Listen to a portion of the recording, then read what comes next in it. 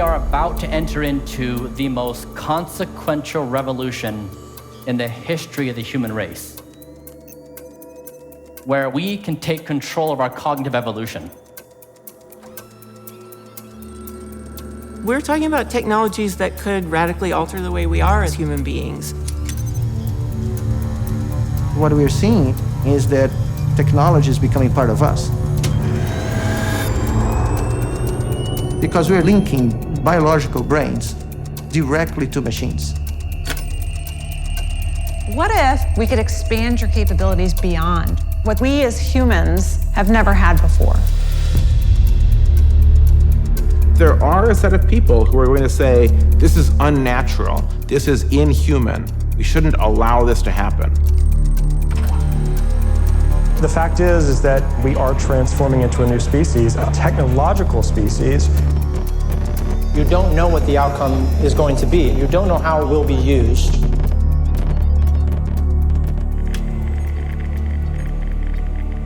But if we start tinkering with the brain,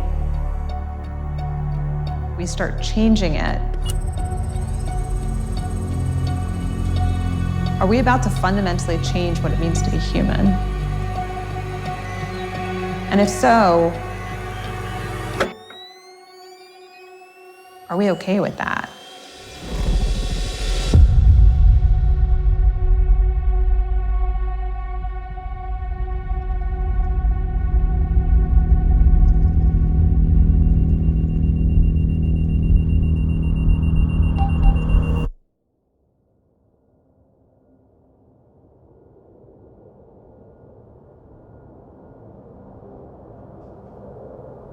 Wake up. Wake up. Drapes. Drapes. One. One. Open. Open.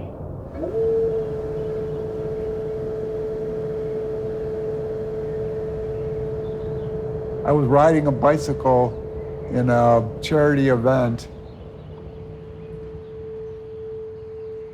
It was raining really badly, and I was following a mail truck.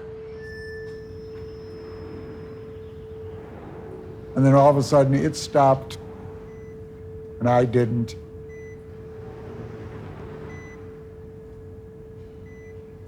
Drapes. Drapes. Two. Two. Open. Open. Head up. Head up. Do it. Head up.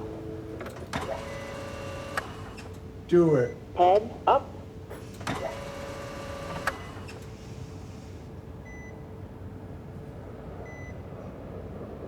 Things are different now.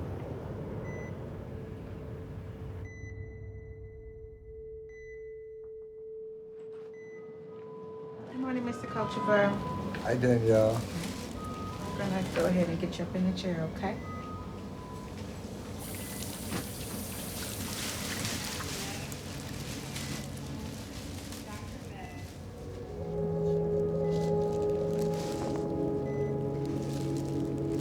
I'm a tetraplegic, which means I can't move my arms or legs. I only have feeling from my mid-chest up.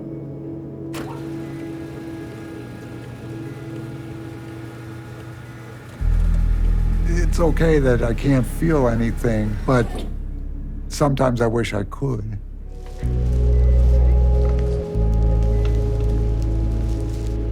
After my injury, I lived with my parents. Then when my mother and father both passed away, I moved here. Good morning, Mr. Cultivar.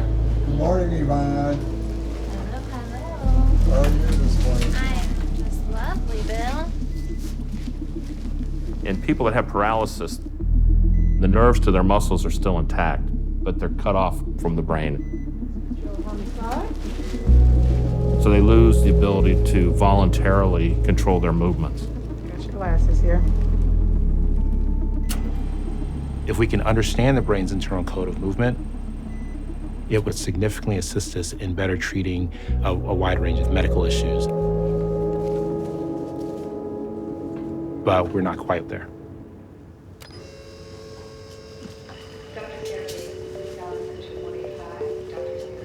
people in my situation, you know, they just never move again. It's hard sometimes to think about that. I always want to do more. Good. Like, I want to move from this point to that point without help.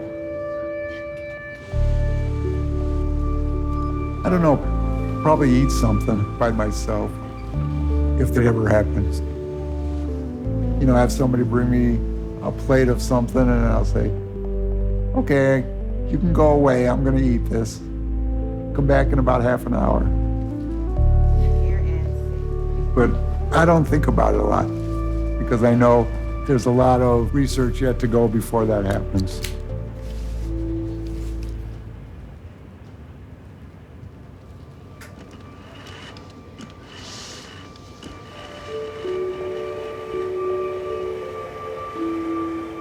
Everything we're trying to do, everything we're trying to become, everything we're trying to fix sits on the other side of the brain.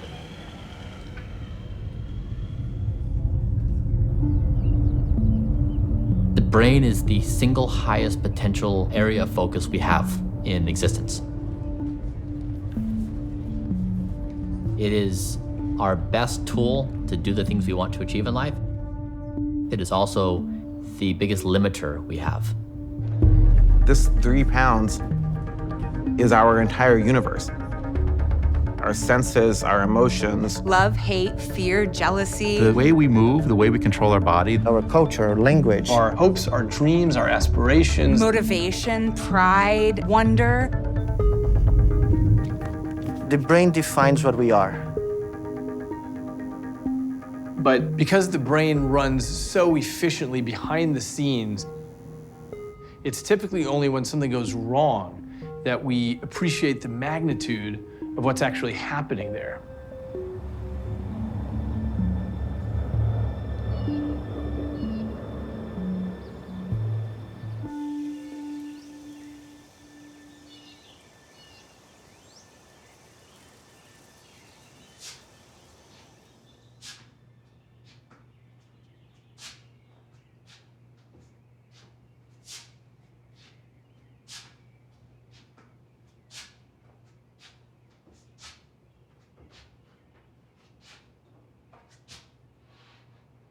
I'm not really sure what's happening in my brain.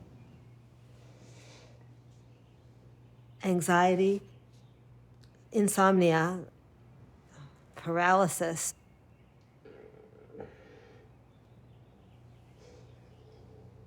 Parkinson's is different for everybody.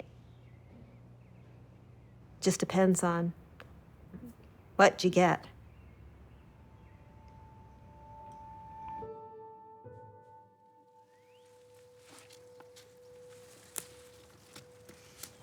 Okay.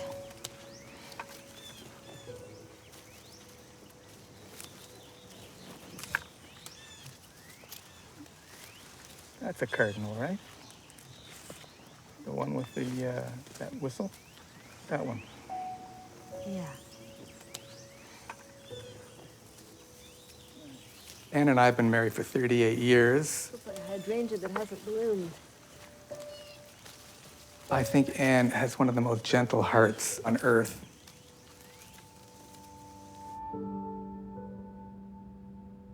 Things have gradually changed over the years.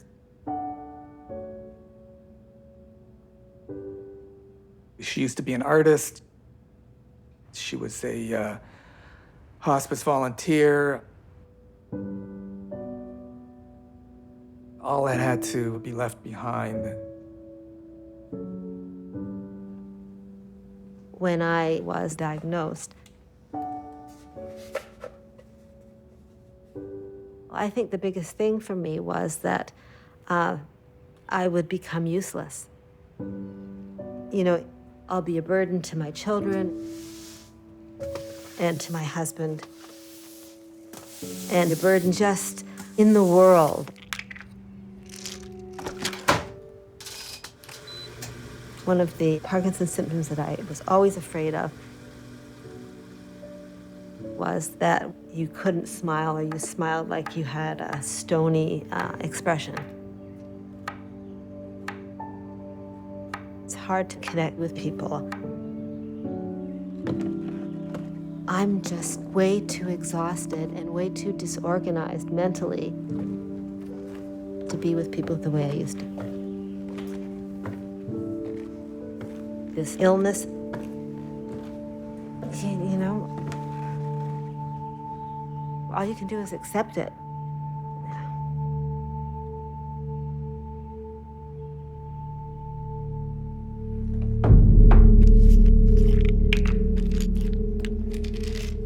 There's nothing more dehumanizing than watching someone you love slowly lose their humanhood. And yet, if you look at the state of neuroscience right now, we still have an incredibly long way to go.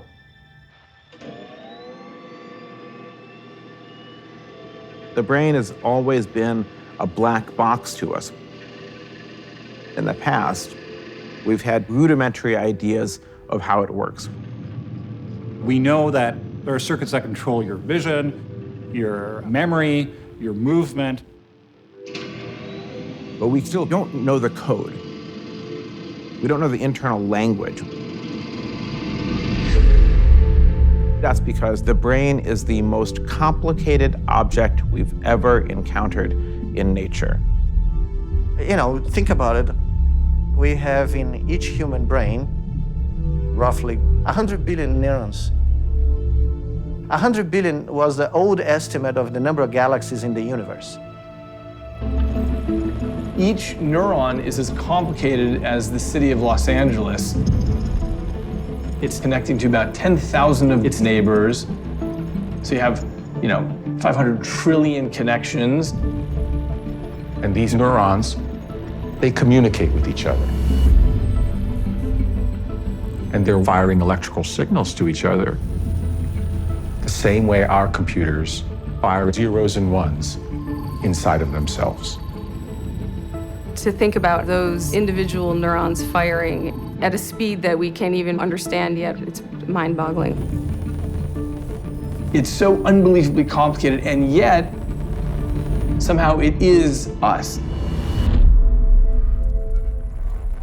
The electrical firing of these little neurons is who you are. What is it saying?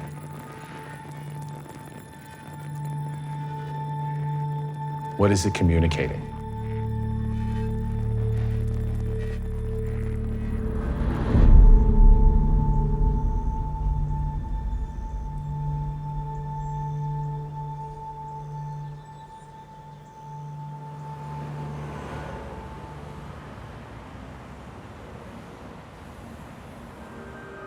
Jim drinks, then hands the glass back to McCoy.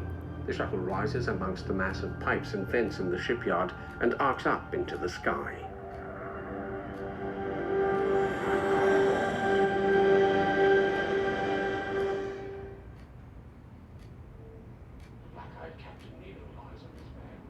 I was born with a condition that didn't surface until later in life. Everything's white. It's blank.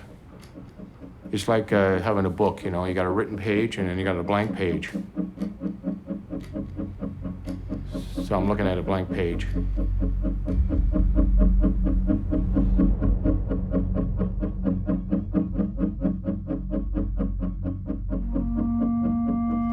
I live on my own. Oh, I have a cat. Come on, Angie. It's a second-hand cat. Treat time. Oh, look at that. Her name originally was Angel. I said, nah, she's not an angel, so I gave her Angie. Yeah, she's hiding somewhere.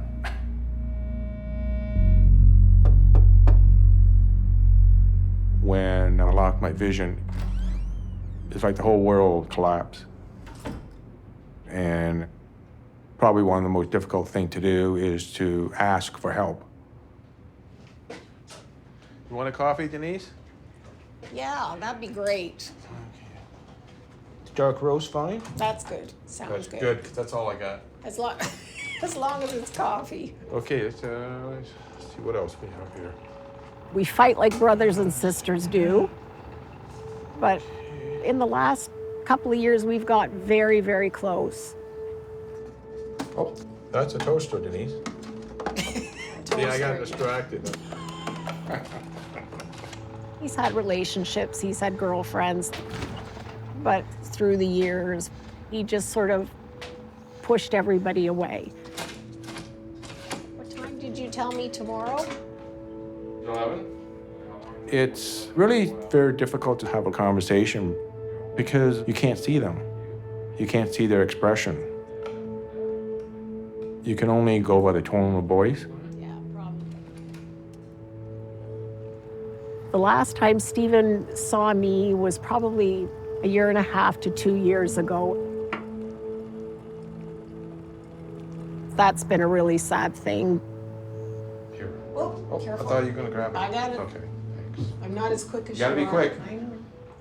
Well, I pretty well depend on her 100% for emotional support and as an intervener.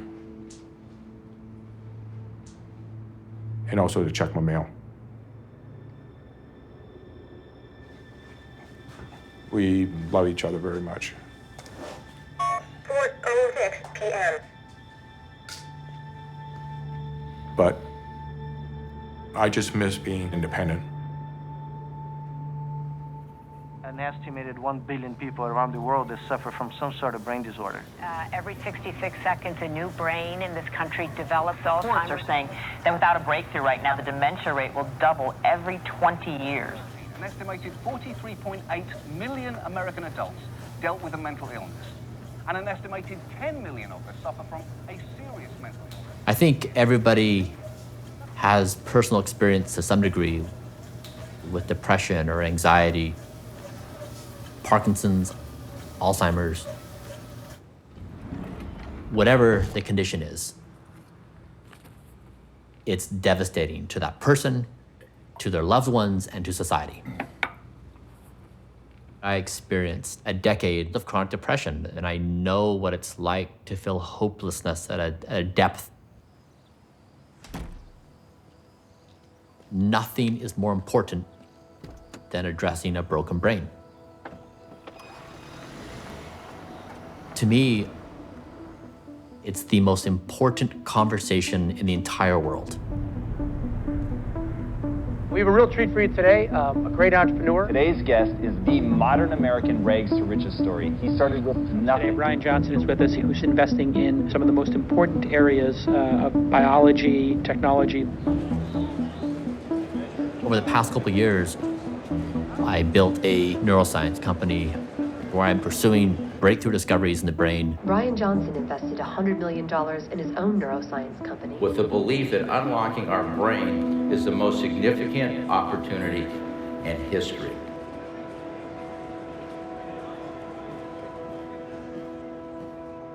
Good morning, everyone.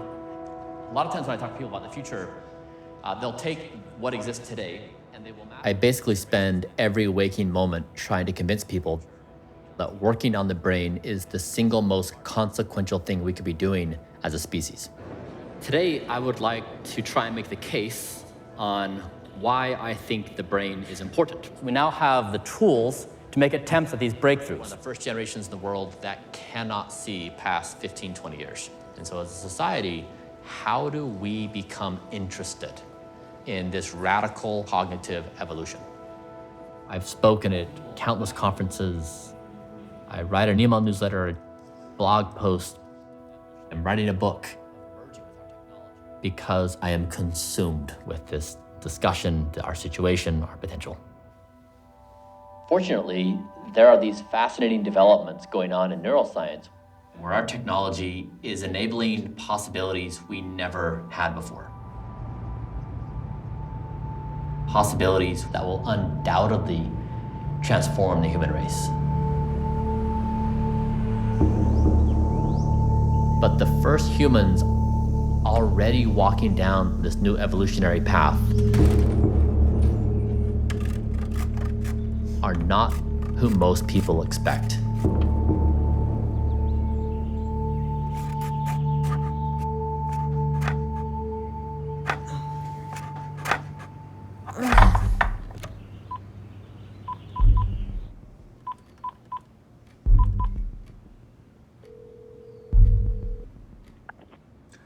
Oh, hi, it's Stan Shavison speaking. I'm just calling to confirm Anne's appointment this Tuesday at 3 p.m.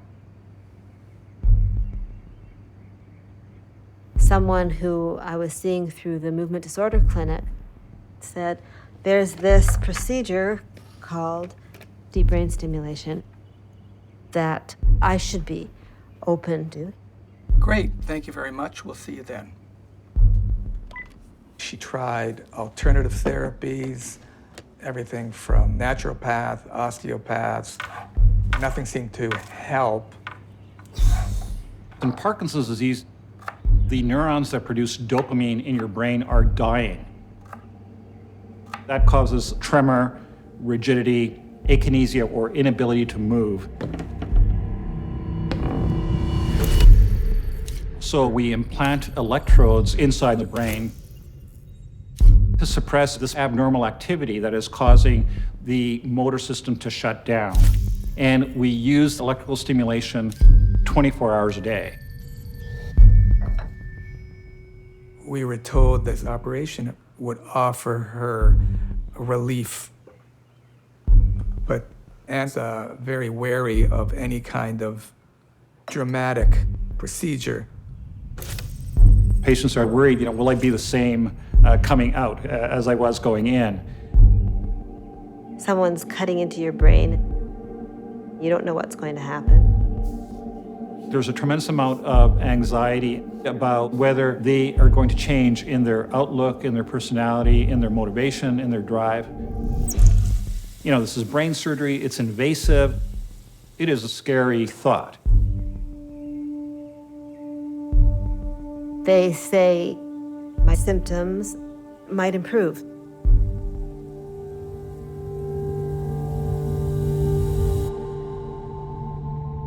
But cutting your body open and putting things in your body, I don't think I'm capable of risking that.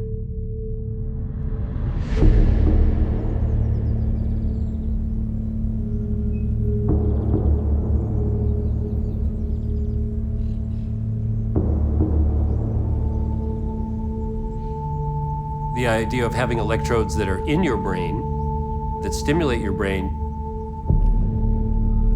is something that's a concern for people.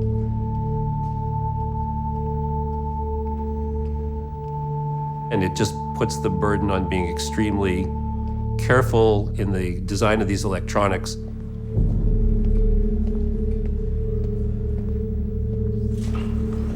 Here at the V Center, we develop implantable technology and test it to show that it's safe, to show that it's effective. It's a very complex process, and it's a very expensive process. First, we have to develop this brain electrode.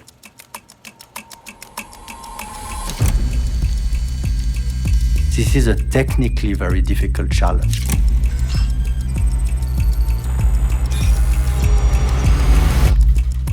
We need to avoid dust, biological contamination, ionic contamination. And so this electrode consists of very special material. We are touching a very sensitive part of the human body, so we cannot fool around. Anything that's powered gets warm. So we use thermal imaging to understand how hot does it get and where does it get hot.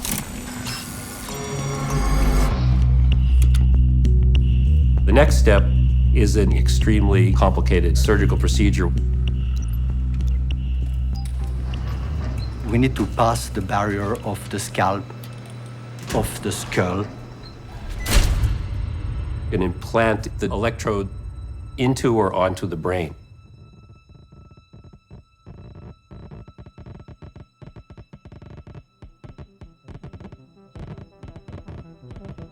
Once inside, these electrodes can pick up the tiny electrical impulses of the neurons and convert them into a signal we can understand, like a digital code. It's a messy, messy, messy code. There's 100 billion neurons. But once you're getting data out of the brain, you have digital information. You can do with it anything you can do with digital information. Is called a brain-computer interface. Brain-computer interfaces give us the ability to understand the brain, to understand its electrical signals in order to replace lost function. Brain science, for the first time, is showing us how we can understand ourselves at the level of the machine. The spectrum of areas where you can help in brain-computer interfaces is really tremendous.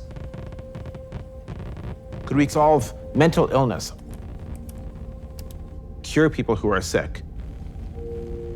Could we give sight to the blind? Restore hearing to the deaf?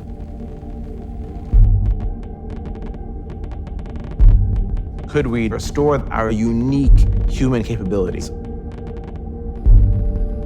The capabilities that have been taken away.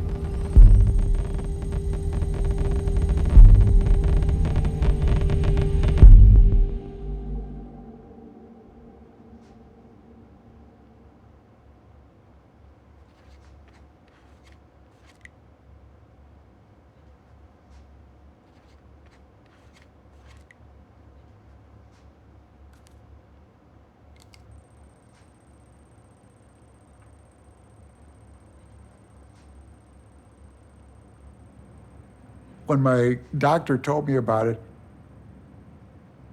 he said, we have a research project, and it's a little Star Trek-y.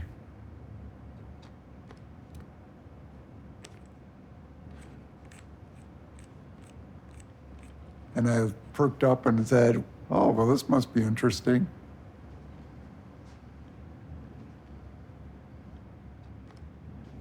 Did seem like something out of science fiction.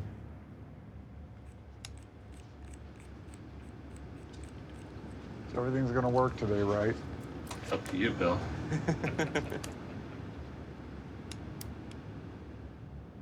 I met Bill about, I would say, a year before we did the brain implant. But they're good. We said, there's surgery involved, and this is experimental. It's a little bit on the edge of what our colleagues are ready to accept. They had been looking for a patient for quite a while. How's that look? Good. And I couldn't understand why somebody along the way wouldn't want to do this. Everything's looking good.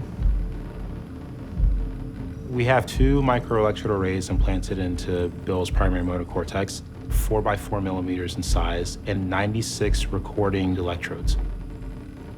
Each electrode penetrates the cortical tissue 1.5 millimeters in depth and can record the activity of individual neurons. So, Bill, one of the things we need to do is we need to calibrate the decoder.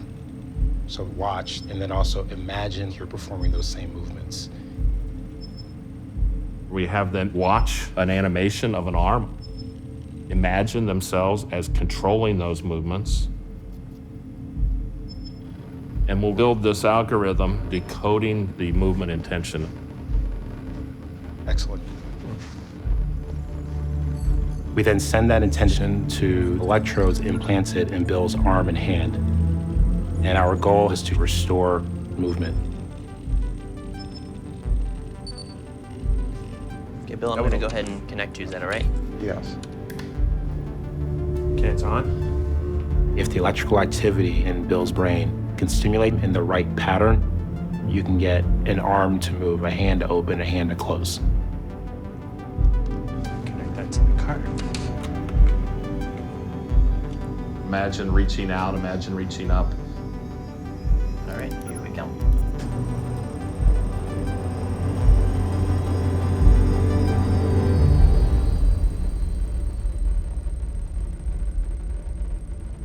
But it may not work.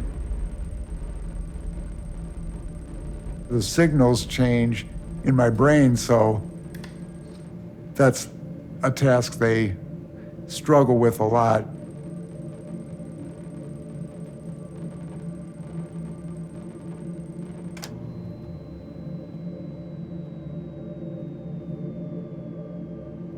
We believe the potential is massive, but there are some technical challenges we are working towards overcoming.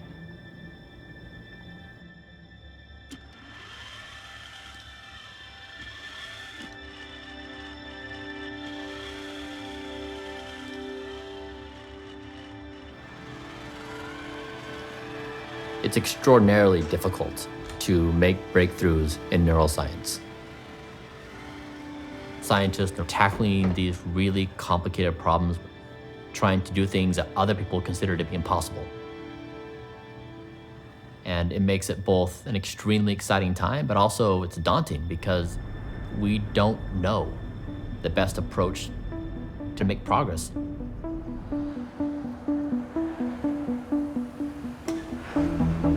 There's many reasons why neuroscience is an extremely challenging field to build in.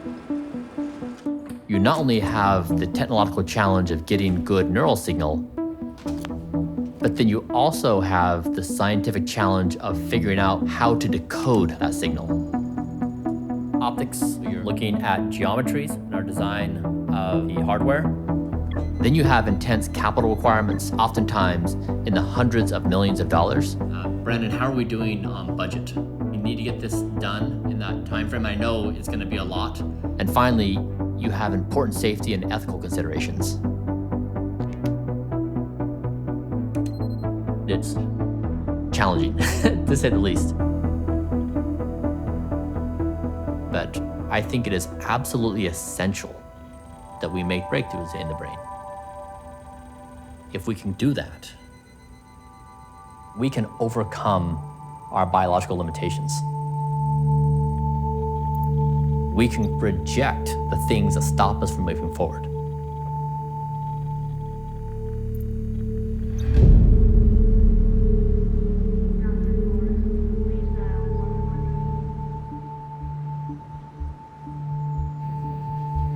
This procedure was purely by accident. Stephen had been to his eye specialist. He said, I know a doctor who is doing some amazing things. It's called the Argus procedure. They've done between 8 and 10 patients already. They implant a chip underneath the eye, and electrodes are hooked up to the brain. Hi, Stephen. It's Dr. Devaney. How are you? This procedure, it's for sure the most complicated operation we do. This won't be bad. Sure, I cleared my schedule today just for this occasion. Good. It is. And it's a significant intrusion into the eye. Basically, there's a band that goes around the eye, far back, you don't see it, and that has the receiving and transmitting electrodes. And then there's a portion from that that's... It's a new technology. So it's not like I got a brochure. It's not 100%. So, you know, something could go wrong. I'll see you soon. We'll get this done. Thank you very much. Okay, take care. But you reach a point when you're 55 years old, when you're blind, where do you go from there? So I said, yeah, sure, why not? I've got lots of time. If you could do this list, I think we have to remember to tell the doctor tomorrow. Okay. So a half hour before your meds. Everything slows down. That writhing of my... It's been several months.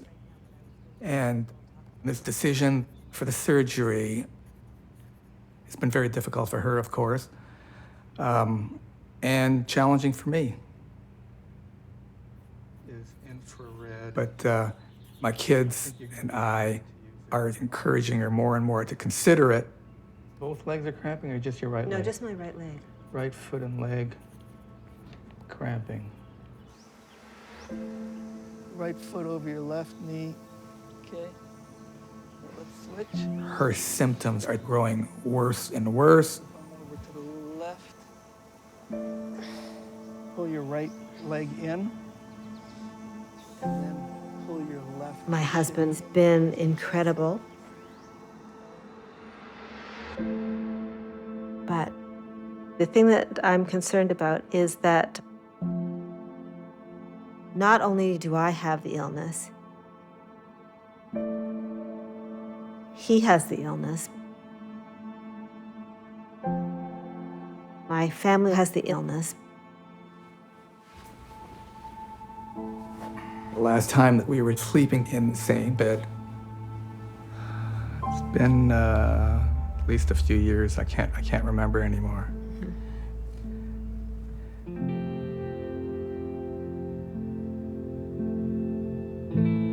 I don't want to be a masochist because of my insistence on one way being the right way. But when it affects so many people, I think you also have a duty to try what's reasonable.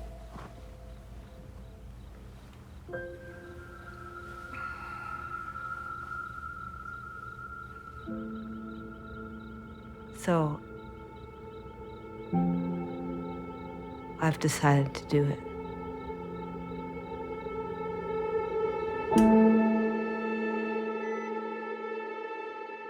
I don't expect a miracle.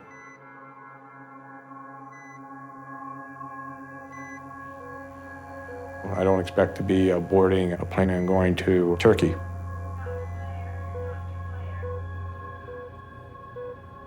But I would like to move about on my own freely, within reason. Drapes. Open. After my accident, Head up. they gave me the diagnosis and told me, you'll probably be a tetraplegic for the rest of your life. Head up. But who knows what breakthroughs will happen.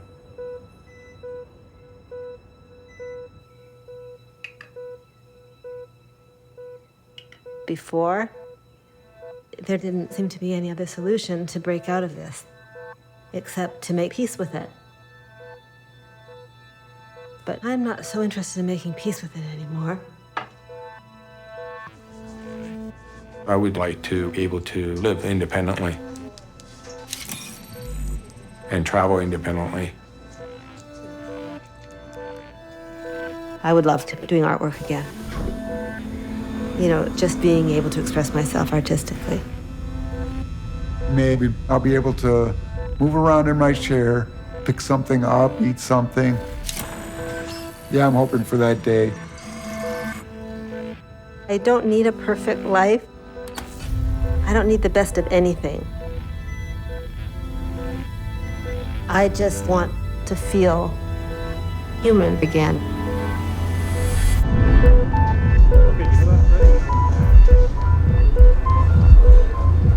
The first thing we do is bolt a frame onto their skull. What are the measurements, please? And they have to be awake. And how are you doing?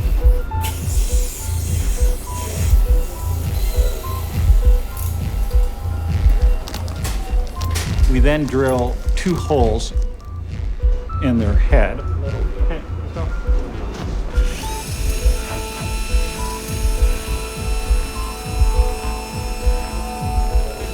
We then place electrodes within trouble-making areas in the brain. This is a game where you have to be within 1 millimeter. What are the measurements, please? A 1 millimeter difference means the difference between success and failure. We're going to go down to 0. We'll put it about there. All right, so we're in. So we should start recording neurons. And you're starting to hear some of the neurons in your brain now. Once we're inside, we get the patient to move their arm or their leg, and we see whether those neurons are activated. So this neuron is involved in moving the shoulder. Cleaned? Yes. Thank you.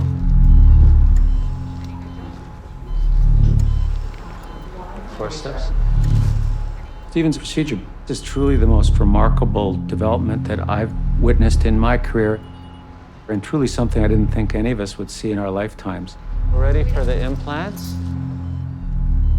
It essentially is a coalescence of machine and man in a way that is really quite hard to fathom. We're good. Calipers, please.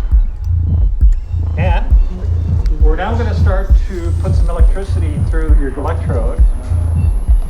What we are seeing is that technology is becoming part of us. When I say 3, you tell me if you feel that, right? Because we are linking biological brains directly to machines. Look at her face carefully. There's a contraction of her lip. 1, 2, 3. So 4 is definitely motor face. You look at machines, they're capable, right? The cell there.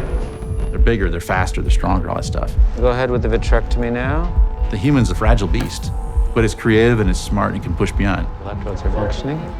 Yes. Bring them together in symbiosis. Focus up. That's good. Where you can keep the pieces that make us human.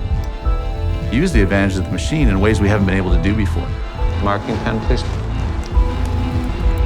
By this combination of electronics and the human body, is infusion on? I would hazard to say it's one of the most amazing achievements in all of medicine. Forceps. To be able to give back abilities to people that otherwise had no options whatsoever. Load the tach.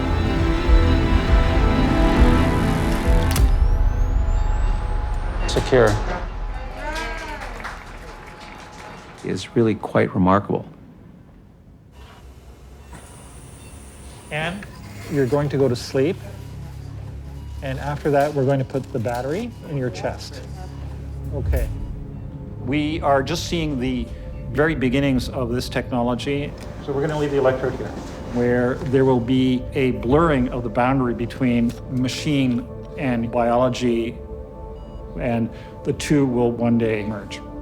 We're done.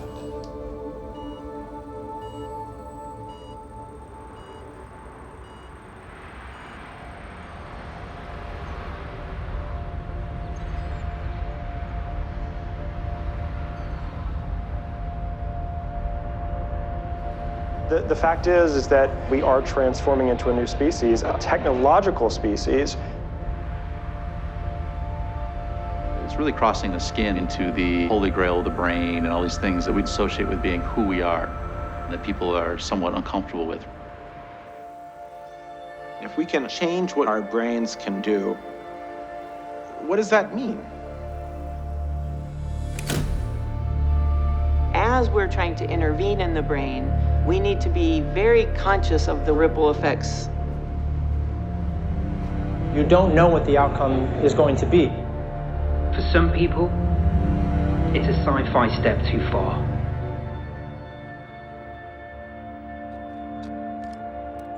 There's a few 100,000 people in the world who currently have implanted technology in their brain.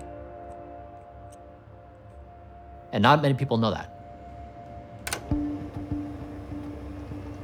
And knowing that, of course, I think changes people's perspectives that this has happened. Okay, we're gonna put your forearm in this spot. It's happening. All right, here we go. And it's now moving at a speed that is much faster than before. That's good. Try it again. But the reality is, implantable technology is intimidating. It's expensive, invasive, and only recommended for people with severe disease and dysfunction. But what if that wasn't the case? What if we had brain technology that was broadly accessible? And what if it didn't require surgery?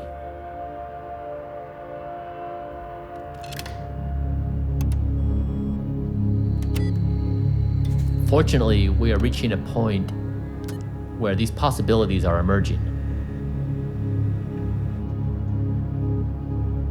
Imagine you had a brain interface. You can just put on your head, no surgery is required, and you could see all of your brain activity. Not just what you're aware of, but all your brain activity. All of your thoughts, concerns, it was just out in front of you. So for example, if you struggle with anxiety, you'd see in your brain activity that you've had this thought 94 times today, and it's probably not necessary. Could this help you so you don't have that thought 94 times? Or can you see in this thought process that you were limiting your ability to do something because you didn't believe you could do it? But that's a limiting belief. You really can do it. And if we have the technology that gives us the ability to improve how our brains function, can we rethink the things that have always held us back? As someone who's building these tools to interface with the brain, my hope is that we get to a point in technological advancements where we are not limited by our technology, we're empowered by it, so it is a matter of choice of what we want to become.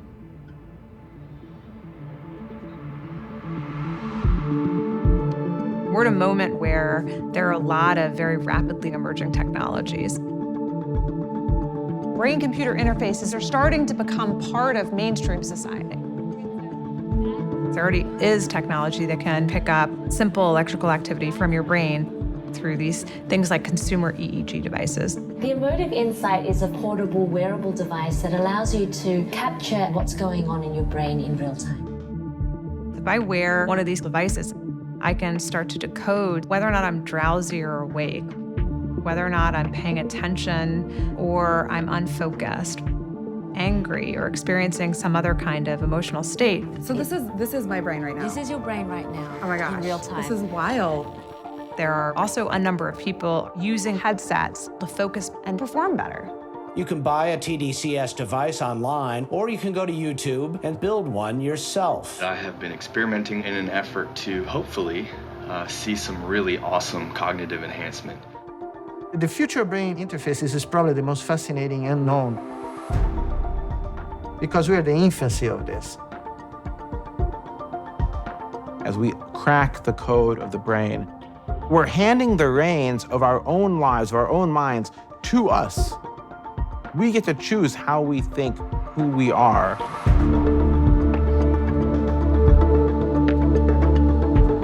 As we get better and better as a society at building brain interfaces, these can be applied to every aspect of our biological existence.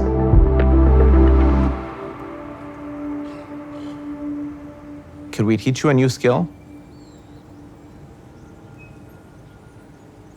Could we help you communicate the emotion you're feeling to a loved one? What can and can't we do?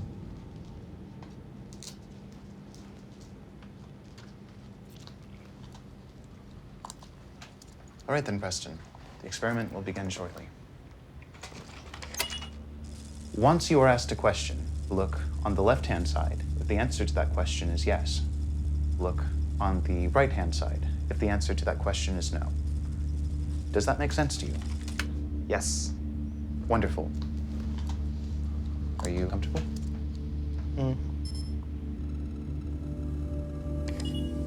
Subject number 1 is wearing the EEG cap to record electrical fluctuations from their brain. Subject number 2 will be receiving the information through the magnetic pulse to the back of the brain. In the current experiment, we have 2 subjects in 2 different rooms playing a game of 20 questions. The big difference is that the 2 people asking and answering questions are doing so using only signals from their brains. TMS is armed. The category is animals. There are 8 possible answers. Data is looking good. Let's go ahead. You can send the first question.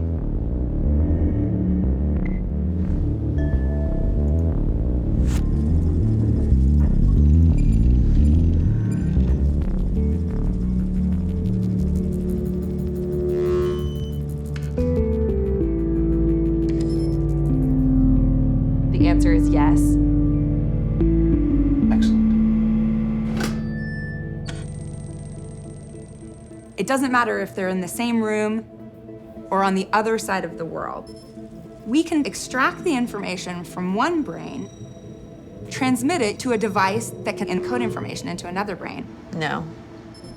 Ultimately, the goal of this technology is to improve the human experience, to offer up the possibility of sharing the contents of my mind and my emotional state into somebody else without words. When we can understand someone without the barrier of different languages, we could start to blur the boundaries between us. We could start to see the whole world as members of our tribe and have more empathy and compassion for them. It's always really hard in advance to know when you're at a turning point in society, when technology is going to be so transformative that everything will change. And the question is, are we there right now? Are we about to fundamentally change what it means to be human? And if so, are we okay with that?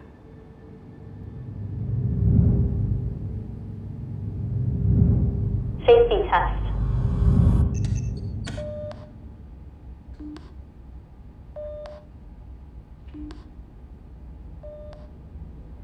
Stephen's implant is a brilliant device. Essentially, it has 2 components. A band that's sewn around the eye with 60 electrodes on it that stimulate the retina. Glasses on. And a pair of glasses with a video camera on it that sends images wirelessly to the electrodes on the surface of the eyeball. Beginning. Those images then travel along the natural pathway of the optic nerve to the brain. Electrodes activated. You have good connection. We're going to activate your device. Light off. Big light on, please.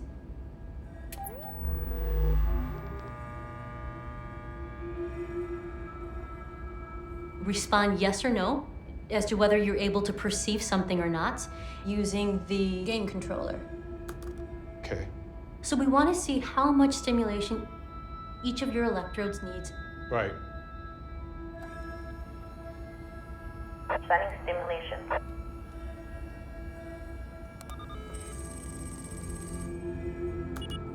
I see something flashing. Got it. Okay.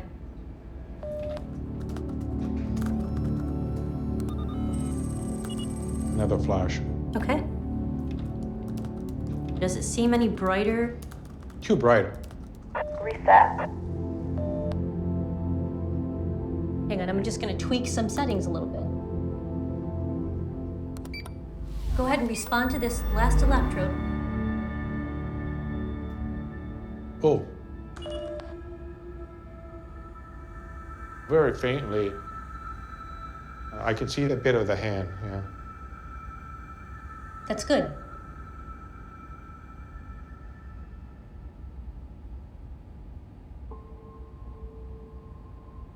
Go ahead and scan and see what you're able to perceive. You know, to the left. To the right, there's nothing there? No, I'm not picking up anything. Doing some adjustments right now. Starting stimulation.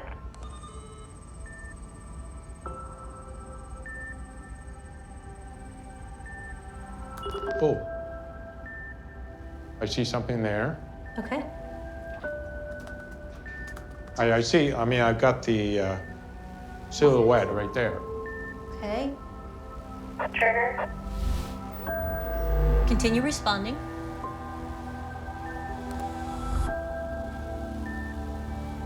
I see it. Am I right? It's been a long time, Stephen. Denise? Yes. You're looking right at me.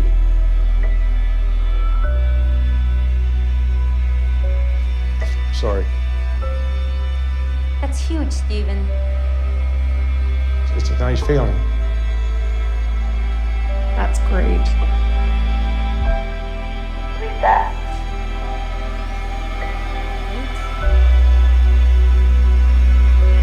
Okay.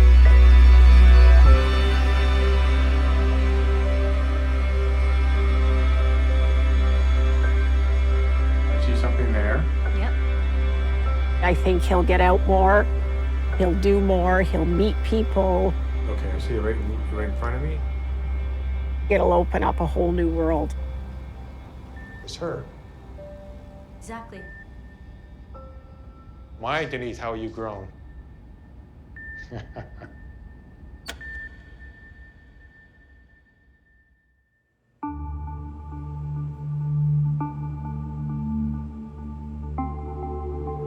The hope is our patients see edges of objects, empty seats on subways, the outlines of people, even fireworks.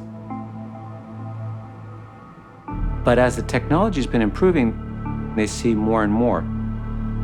There's no limit to how much you could crank up the magnification and what sort of details we could potentially see.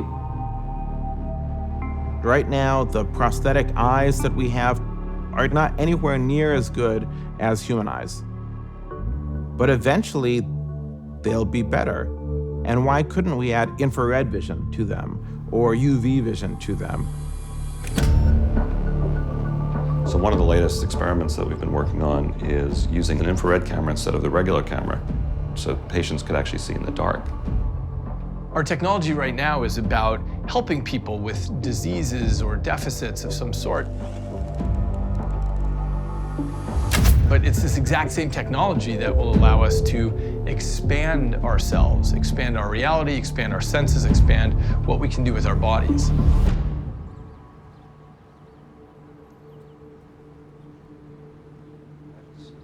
The left side, about 130 hertz, 60 microseconds. Let me check your baseline. So this is, so relax. It was an extreme procedure. The other hand. I mean, they sliced my head open. They stuck tubes in. It's not for the faint of heart.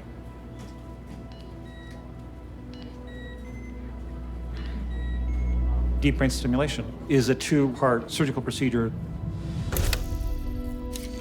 The electrodes are implanted in the brain and then connected to a pacemaker in their chest. 3.5 volts.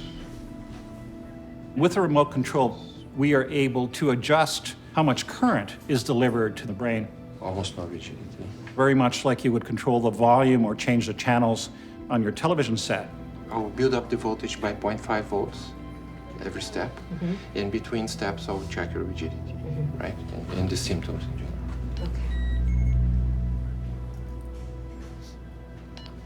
Did you feel anything? Not yet. No? Okay. No. So I'll go a little higher. So 1.5 and here 1.5. 3.5 volts, 80%.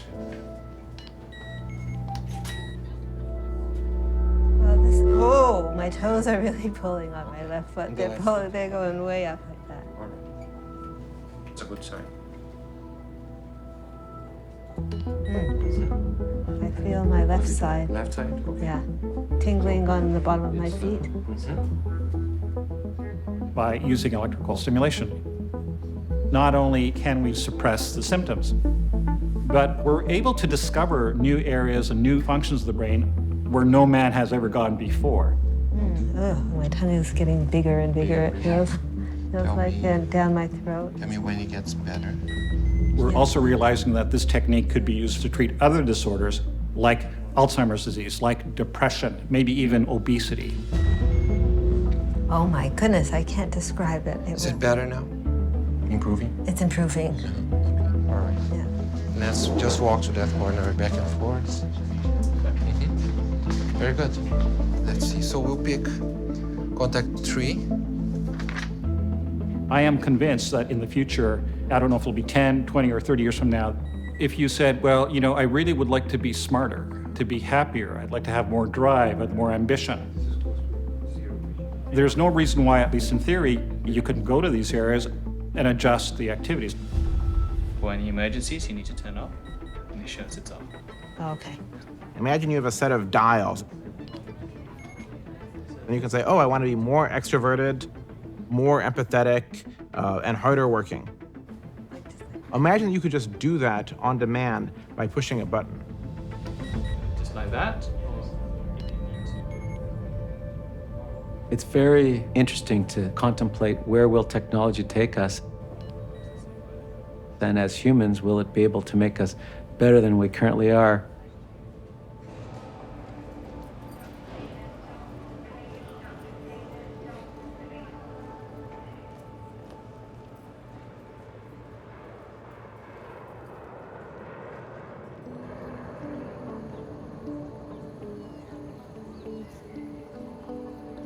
Welcome, class. Today's lecture is about neuroethics. We are on the cusp of being able to truly unlock the secrets of the human brain. But more than that, more than just being able to understand what's happening in the brain, now we're able to make a lot of very precise changes to it.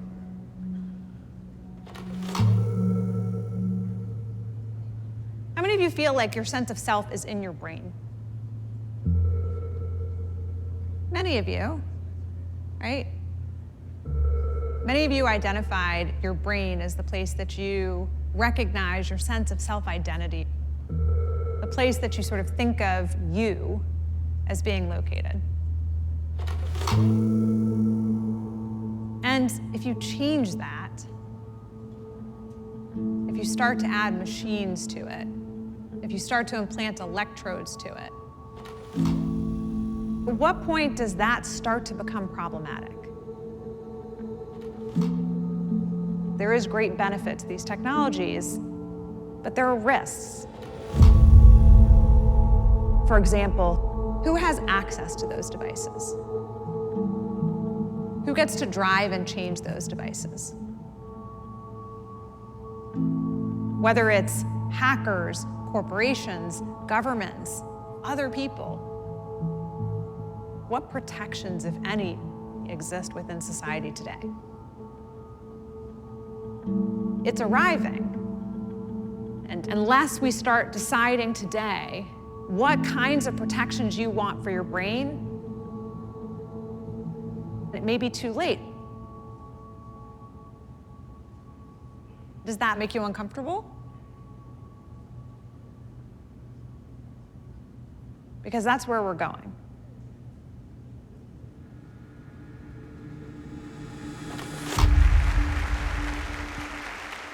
The work that we're doing in direct brain interfaces, they're going to eventually one day let you communicate using only your mind. In just the last few years, there's been this sudden rush to fund more aggressive, more radical work in interfacing to the brain. Elon Musk is creating a big stir on social media this morning. Elon Musk has launched Neuralink. That will aim to connect the human brain with computers. It will enable anyone who wants to have superhuman cognition. And but that billions could be... of people with enhanced cognitive ability, radically enhanced. Yes. Pass that whiskey. This is getting ridiculous. What's happening in the brain is unprecedented. It's moving faster now than ever before. Together, we have a goal of typing 5 times faster than you can type on your phone, straight from your brain. And we're just getting started. If you understand the brain, you get a tremendous amount of power to leverage. Some programmers call it brain hacking, and the tech world would probably prefer you didn't hear about it. We can't underestimate the incredible unchecked power that Google, Apple, Facebook have over what 2 billion people are thinking every day. That's more than the number of followers of Christianity. But it's clear now that These are like private superpowers whose goals are not the same as our goals. Last week, Facebook revealed that they are working on technology to read people's minds. Yeah, we're in f***ing hell, you guys. I don't know what to say. People are far more likely to give up information about their brain to what they think are these faceless corporations, but they're really people who are driving that. One of the best algorithms that we have for mapping the brain comes from Google. Google is able to collect an amount of information about its users that would even make the NSA blush. Do I want my brain data ultimately owned by Google? I'm not sure I'm comfortable with that just yet. The Google policy about a lot of these things is to get right up to the creepy line but not cross it.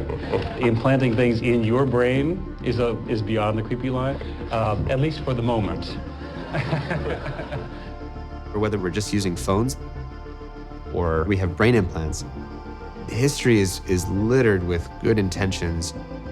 Who's to say where we should go? Who's to say what's best for people? Is it going to be chancing corporations? Is it going to be panicking governments, ill-informed public over this thing? Somebody's got to keep close watch on this. Who's going to do that?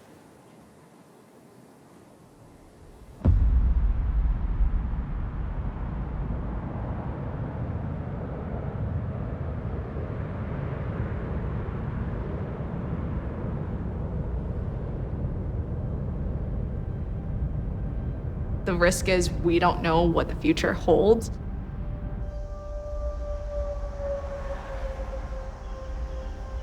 Should we even attempt to introduce technology like this on a mass, large scale? That's right. These are tricky questions that have all kinds of implications. The technology is transitioning from the medical domain into the mainstream. And as it does, the opportunities and challenges that this creates for us, we can't even begin to get our heads around.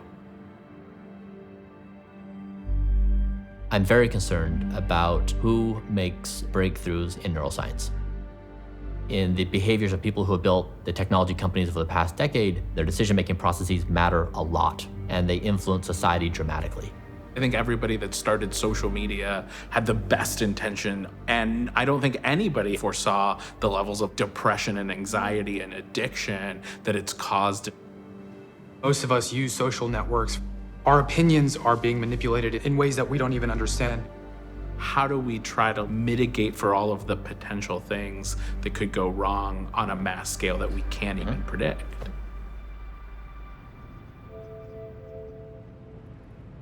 As a society, it's important we be ready for this. So I'm trying to figure out how to talk about these topics in a way that doesn't threaten people, that enables them to explore them with me. We are about to enter into the most consequential revolution in the history of the human race, where we can take control of our cognitive evolution. It's a very big challenge because people are considering what they're going to lose, who's going to do bad things. But I think one of the greatest limiters to progress is fear. Imagine if I had a tool to interface with my brain where I could walk a mile in someone else's shoes? What if I could feel what it was like to be you? What if I could understand your contextual framework? What if I understood your memories and your emotions? Would that change the way we deal with each other, the way we cooperate, the way we make decisions? Would that change our creative ability? It's gonna be on our front doorsteps in 15 to 20 years on a scale we've never seen before. So how might we be thoughtful in building these technologies? The impact is going to be substantial. And to acknowledge that that is the case and to reconcile what that means will allow us to have productive conversations of how we might explore this, develop this, deal with this. Thank you. The reality is, it's up to us. The key to our continued thriving, the key to everything we want, is to open up and consider this new set of possibilities that we've never considered before.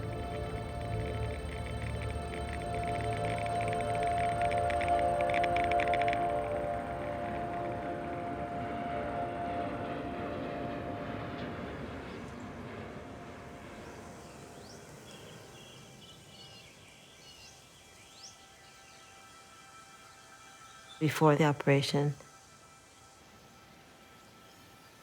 I went in hoping everything would be fine, that I would be a new person.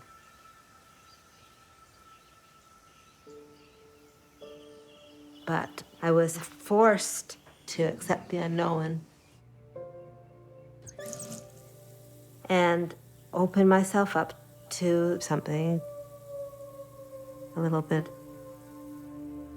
different.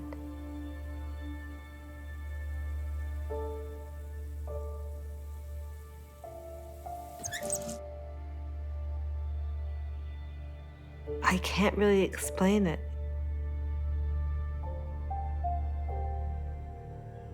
But when I try to see what it would be like if I didn't have the device on,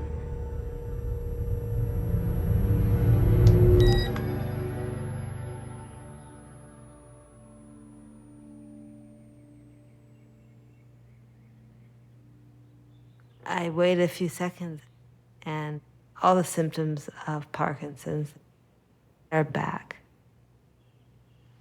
My toes are all curling under, and I'm starting to sway.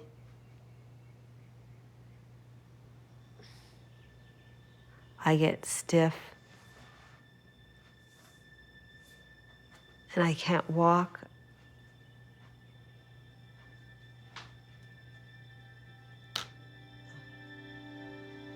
My tongue gets even thicker, and it feels like I can't speak at all.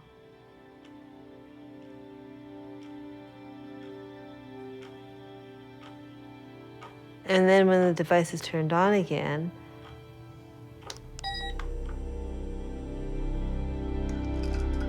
my movements become more fluid. It's as if this machine is motivating me to get it right.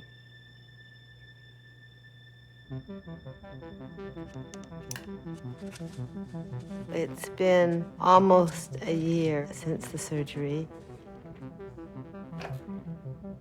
I used to come down here and stare at my boxes of paper and wonder how in the world I was going to make something.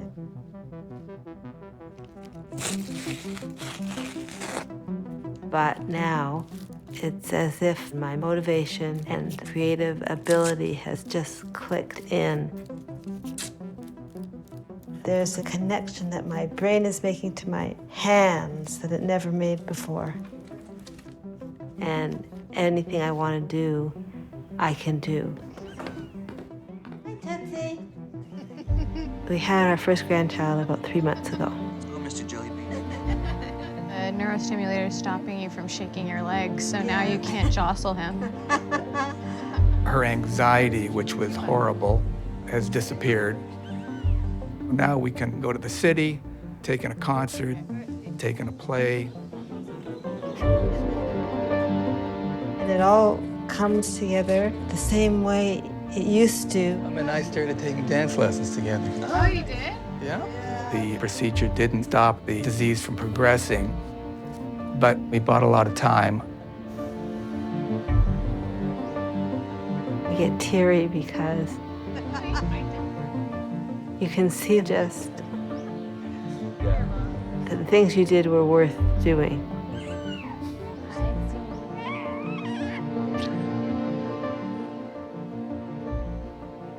It's an amazing feeling that I can trust. I don't know how to even say this, but I can trust my brain to work better now.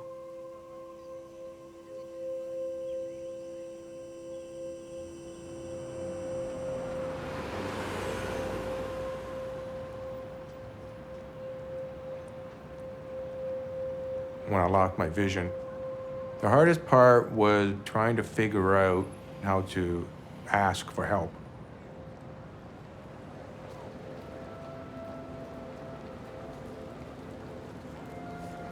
Fortunately, I had my sister. Right by Roy Thompson Hall again. Okay. We're walking into the sunset. George, why don't we go in there and get tickets to this something? At least if you want. I'm hoping that over time, I'll see outline of objects, tables and doors.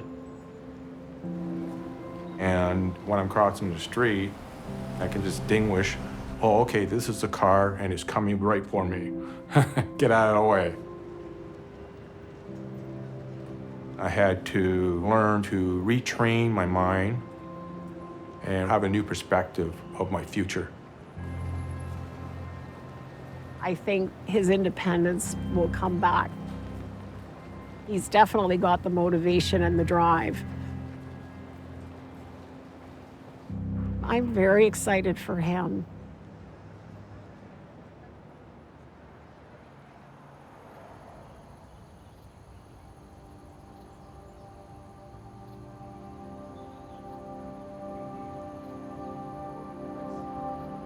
Before my accident, I didn't really think about medical research. You're the star. I was just a peon too. Oh, you were the peon when you got there? Yeah. I was nobody. You were nobody. Now I'm somebody. But now you're somebody, yeah. But somebody has to do research, or no breakthroughs are going to happen.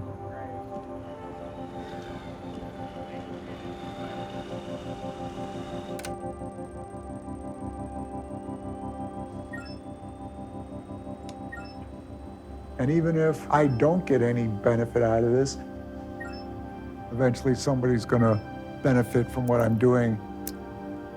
That makes me feel special. All right, Bill, you ready? This time it'll be you with no assistance. This will just be all you here. I'm ready.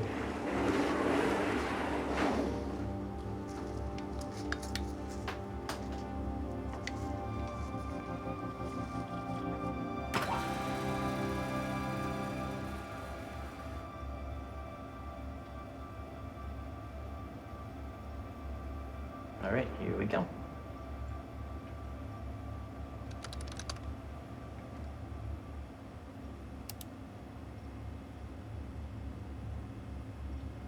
Open.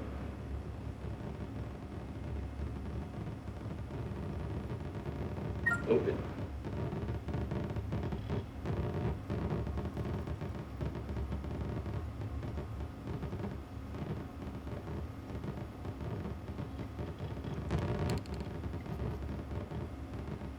Open. Try it again. See if you can open your hand.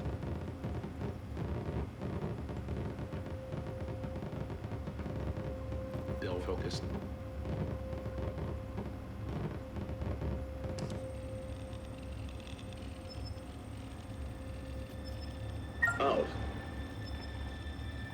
Just checking triceps.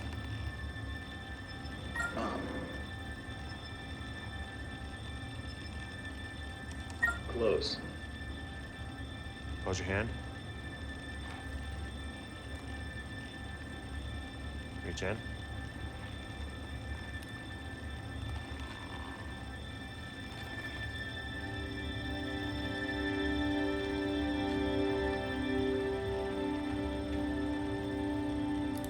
Down.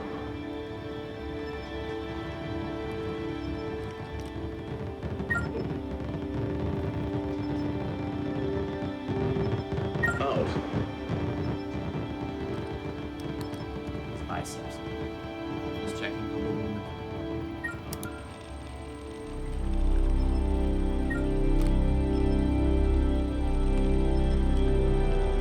In.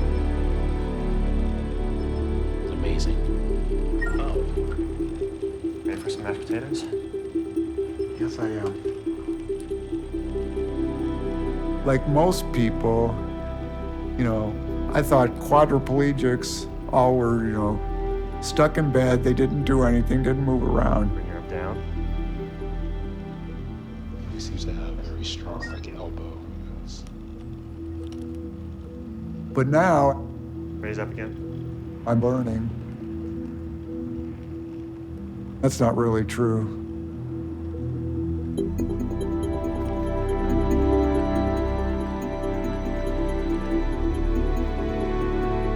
Mashed potatoes. I love it. To be able to eat something with a fork. It's wonderful. Good. Good. This is groundbreaking work. Bill Kochevar is the first person, to our knowledge, to use an implanted brain-computer interface to control both reaching and grasping, just by thinking. Mashed potatoes now, steak next. He's a pioneer. You ready? Yes, I am. Bill is always asking us, what is the next step? My hope is that it'll eventually become available outside of a laboratory setting, invisible to the outside user, and give persons with spinal cord injury the ability to perform tasks on their own, to increase their independence, to increase their quality of life. I believe that we can harness the power of the brain and harness the power of computers to overcome some of the most critical limitations we face.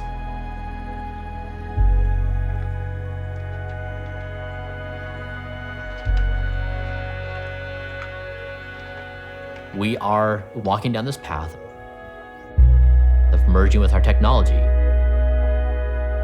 The insights we make with the brain will invite all of us to ask questions of ourselves that challenge our deepest held beliefs on identity and purpose. So what does it mean to be human? To me, it means we can become anything we want.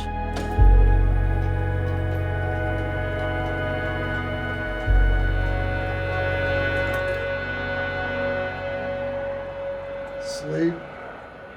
Sleep.